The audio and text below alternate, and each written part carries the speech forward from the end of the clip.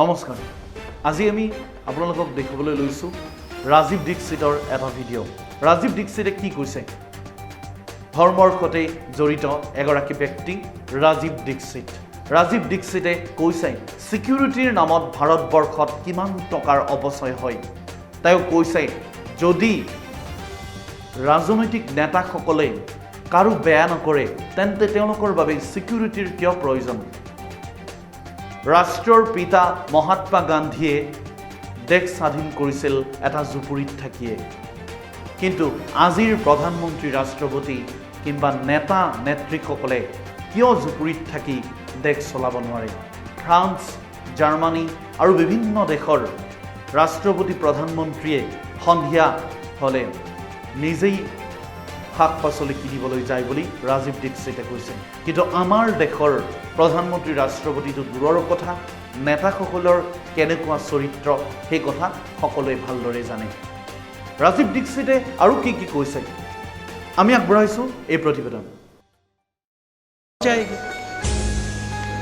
राष्ट्रपति का 1 साल का खर्चा 27 करोड़ का है, एक दिन का 7.5 लाख रुपए का है। क्यों होना चाहिए इतना खर्चा राष्ट्रपति को? प्रधानमंत्री का खर्चा 1 साल का 25 करोड़ का है। उप प्रधानमंत्री का अगर पोस्ट हो जाए तो 22 करोड़ का है। सारे मंत्रियों का 850 करोड़ का है। मुख्यमंत्री और राज्यपालों का मिला दिया जाए तो 77,000 करोड़ का है। और सारे के सारे कर्मचारियों का और पब्लिक सेक्टर और सबका इकट्ठा जोड़ दिया जाए तो 3.25 लाख करोड़ का है। ये खर्चा इतना क्यों होना चाहिए? जब आपके सबसे गरीब आदमी को एक दिन में 20 रुपए नहीं है खर्च करने को और राष्ट्रपति पर एक दिन में 7.5 लाख रुपए खर्च हो, इससे बड़ा अपराध क्या होगा? क्राइम क्या होगा? क्यों होना चाहिए इतना खर्चा? जब इस देश का राष्ट्रपिता झोपड़ी में रह सकता है तो राष्ट्रपति क्यों नहीं रह सकता? इस देश के लोगों की उंगली पकड़कर आजादी दिलाने वाला महात्मा गांधी, मोहनदास करमचंद गांधी अगर झोपड़ी में रहकर आजादी दिला देता है तो आजादी के बाद के नेता झोपड़ियों में क्यों नहीं रह सकते? क्यों इतना खर्चा होना चाहिए उनके ऊपर? और हमारा ये कहना है कि हमारे बच्चे अगर म्युनिसिपैलिटी के स्कूलों में पढ़ सकते हैं तो नेताओं के बच्चे क्यों नहीं पढ़ने चाहिए म्युनिसिपैलिटी के स्कूलों में? उनके बच्चे अमेरिका और यूरोप में क्यों जाने चाहिए?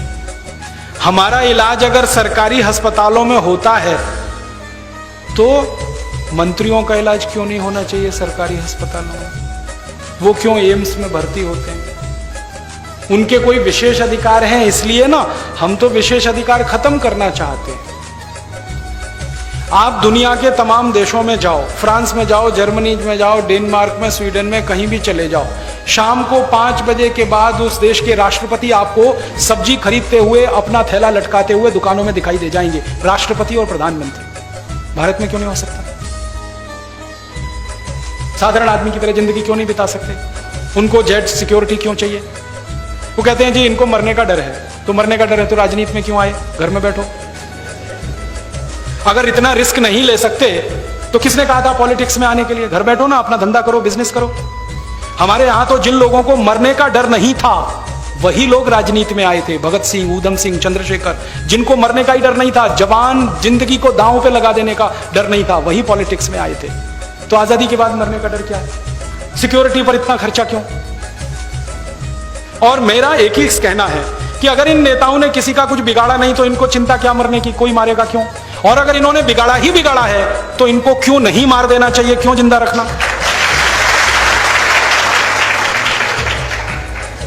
आप बताओ ना, किसी का कुछ बिगाड़ा नहीं तो आप चिंता क्यों कर रहे हो? भगवान आपकी रक्षा करेगा। और जो जिंदगी भर बिगाड़ा है तो आपको जिंदा क्यों रहने दिया जाए? क्यों नहीं खत्म कर दिया जाए आपको इस व्यवस्था में? तो ये फालतू के खर्चे जो नेताओं पर हो रहे हैं, यही खर्चे को खत्म करके हम शिक्षा में खर्चा करने लगे तो हर गरीब आदमी का बच्चा बिना 1 पैसा दिए पढ़ाई कर सकता है। Engineer, doctor, chartered accountant, manager, IAS, IPS बन सकता है। थोड़ा सा चेंज करना है सिस्टम। हमारा मानना है कि सारे सांसद, सारे विधायक वैसे ही साधारण तरीके से रहें जैसे इस देश का आम आदमी रहता है, क्योंकि वो उसके प्रतिनिधि हैं।